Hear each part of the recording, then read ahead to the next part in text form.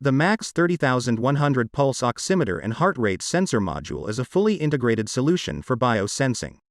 It combines two LEDs, a photodetector, optimized optics, and signal processing to provide heart rate and SpO2, blood oxygen saturation, levels.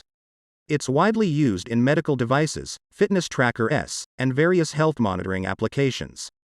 The sensor uses two LEDs, one emitting red light and the other emitting infrared light. Light from these LEDs penetrates the skin and is absorbed by blood. The sensor's photodetector captures the light that is transmitted or reflected back.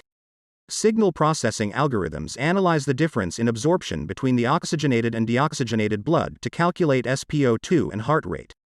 The MAX30100 pulse oximeter heart rate sensor module is a compact device designed for measuring heart rate and oxygen saturation, SpO2, levels in the blood. It uses optical sensor S to detect changes in blood volume and oxygen saturation. This module is commonly used in wearable health devices and medical applications for monitoring vital signs non-invasively.